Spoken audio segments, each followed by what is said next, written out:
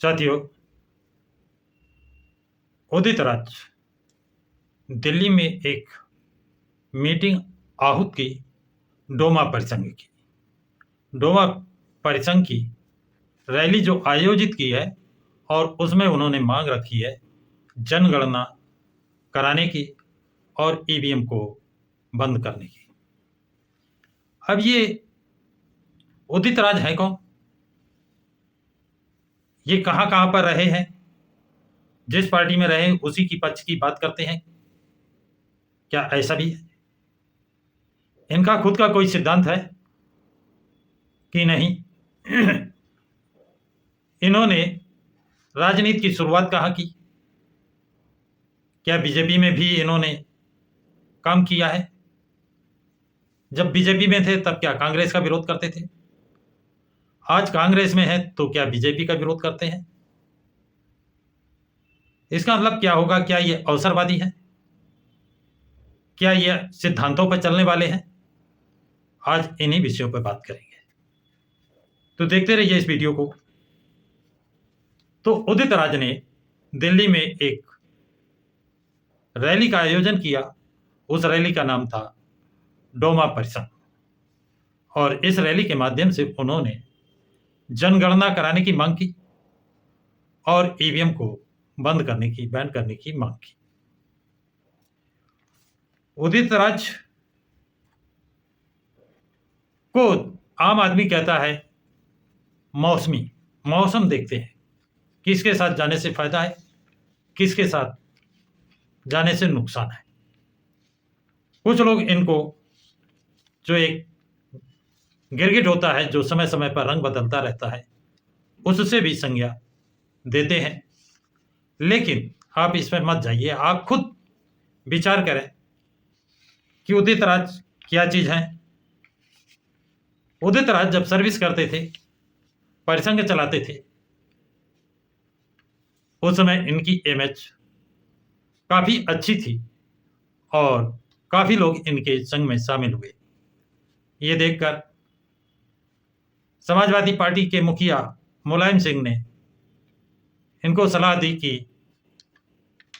आप राजनीतिक पार्टी बना लें और ये अनुसूचित जाति का वोट तुम्हारी तरफ आ जाएगा, मायावती ढक्कन हो जाएंगी, और अगर कुछ कम रहेगा तो हम समर्थन देकर मुख्यमंत्री बना देंगे, ऐसा लोग बताते हैं। और इस लोभ लालच में रामराज, इनका पहले नाम रामराज था, रामराज ने नौकरी छोड़ी और एक पार्टी ना बनाई जिसका नाम था जस्टिस पार्टी, और उत्तर प्रदेश में चुनाव लड़े। लेकिन इनकी दाल कहीं गली नहीं, इनका कहीं से भी एक भी विधायक नहीं जीत पाया। लेकिन चुनाव लड़ने, पार्टी बनाने में नौकरी गंवा बैठे थे। अब ये राजनीति में उतर आए, सफलता न मिली तो 2014 में इन्होंने बीजेपी का दामन थामा और बीजेपी से चुनाव लड़े संसद का और जीत भी गए, क्योंकि 2014 में बीजेपी की लहर थी और उस समय ये बीजेपी के गुणगान करने लगे। और अगली बार 2019 में दोबारा टिकट की मांग की। बीजेपी आश्वासन दिया कि हम टिकट देंगे, आप इंतजार करें, और समय निकल गया। पर्चा दाखिल करने का समय निकाल दिया बीजेपी ने, लेकिन टिकट नहीं दिया। समय इसलिए निकाल दिया कि ये ना तो निर्दलीय ना दूसरे किसी पार्टी से मिलकर ये चुनाव लड़ पाए। ऐसी स्थिति में उदित राज का बीजेपी में बना रहना कि इतना बड़ा अपमान, लास्ट समय तक आश्वासन, तो उदित राज बीजेपी छोड़ करके कांग्रेस में चले गए। ये खेल देखिए, कभी बीजेपी कभी कांग्रेस, कांग्रेस बीजेपी, नैले पे दैला, दैले पे नैला। अब 2019 से उदित राज कांग्रेस की सेवा कर रहे हैं। 2024 में लोकसभा का चुनाव कांग्रेस पार्टी से लड़े, लेकिन जनता ने इन्हें नकार दिया। इनकी जमानत भी जब्त हुई और इसके बाद जब सुप्रीम कोर्ट का एक आदेश आता है SC/ST में वर्गीकरण और क्रीमी लेयर का, उस समय कांग्रेस के सभी नेता, चाहे राष्ट्रीय अध्यक्ष मल्लिकार्जुन खड़गे हो, सोनिया गांधी हो, राहुल गांधी हो, उदित राज हो, सब ने मौन धारण कर लिया, एक भी शब्द नहीं बोले। राहुल गांधी तो लापता हो गए, वो प्रकट हुए अमेरिका में जाकर, विदेश में जाकर, और वहां पर एक पत्रकार को साक्षात्कार में बताया कि जब हमारी पार्टी सत्ता में होगी उस समय हम इस आरक्षण को ही समाप्त कर देंगे। वाह भाई राहुल गांधी, 2024 के लोकसभा चुनाव में संविधान को हाथ में लेकर संविधान दिखाते थे कि हम संविधान की रक्षा करेंगे, और जब सुप्रीम कोर्ट ने SC/ST के आरक्षण में क्रीमी लेयर और वर्गीकरण की बात लाई तो चुप साध गए, बोले नहीं, अपना मंतव्य स्पष्ट नहीं किया, बल्कि इनकी जहां पे सरकार है तेलंगाना और कर्नाटक, तेलंगाना तो कहा अगर सुप्रीम कोर्ट के आदेश को सबसे पहले हम लागू करेंगे, और आज की तारीख में तेलंगाना और कर्नाटक में लागू कर दिया कांग्रेस ने। और उदित राज SC/ST के हमदर्द बनते हैं, मसीहा बनना चाहते हैं, लेकिन जब उन पर संकट आया, उनके क्रीमी लेयर लगाया गया, उनका वर्गीकरण किया गया,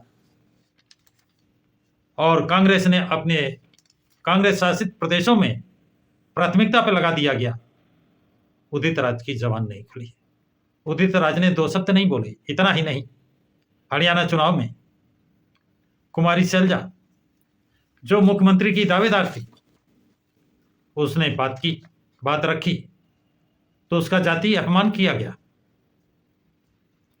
उस समय भी उदित राज चुप रहे, एक शब्द नहीं बोले। मल्लिकार्जुन चुप रहे, एक शब्द नहीं बोले। राहुल गांधी चुप रहे, एक शब्द नहीं बोले। सोनिया गांधी चुप रही, एक शब्द नहीं बोले।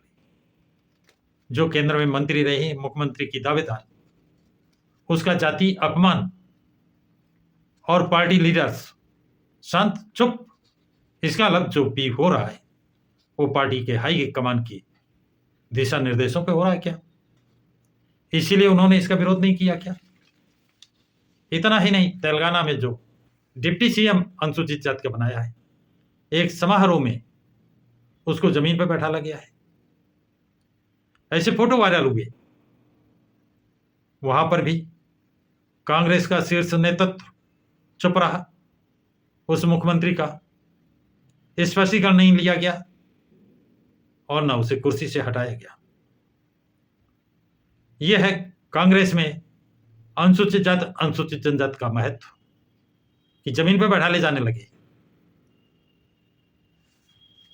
तो उदित राज ने जब 1 अप्रैल को 1 अगस्त के जो आदेश हुआ था सुप्रीम कोर्ट का, उसके विरोध में 21 अगस्त को बसपा सुप्रीमो मायावती ने और अन्य छोटे छोटे राजनीतिक दलों ने, चंद्रशेखर आजाद ने, चिराग पासवान ने भारत बंद का आह्वान किया।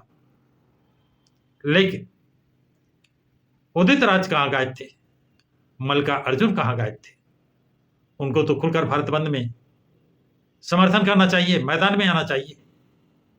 अब ये लोग, कांग्रेस के लोग, कांग्रेसी लोग, चाहे वो सोनिया गांधी हो, राहुल गांधी हो, मल्लिकार्जुन खड़गे हो, उदित राज हो या कोई अन्य हो, ये किस मुंह से SC/ST का वोट मांगेंगे? बेशर्मी की हद हो गई है। और क्या इनको SC/ST के लोग वोट देंगे? दोनों सवाल पैदा होते हैं। क्या ये वोट मांगने लायक रहे, और क्या SC/ST को इन्हें वोट देना चाहिए? मेरे हिसाब से तो कदापि नहीं देना चाहिए। बल्कि ये वोट मांगने जाए तो इनसे पूछो तुम इतने दिन लापता कहाँ थे, 21 अगस्त को भारत बंद में क्यों नहीं आए, अब तुम किस मुंह से वोट मांग रहे हो, क्यों आए वोट मांगने? इनसे सवाल पूछना चाहिए, इनको बैरंग वापस कर देना चाहिए। अगर ऐसा नहीं करेंगे तो ये मनबड़ होंगे और इनके देखे दूसरे भी मनबड़ होंगे और तुम्हारे हक अधिकार SC/ST के छीने जाएंगे। तो साथियों, इस विषय में आपकी क्या राय है, अपनी राय कमेंट बॉक्स में जरूर लिखें तथा इस वीडियो को लाइक और शेयर करें, प्रकाश की राय को सब्सक्राइब करें।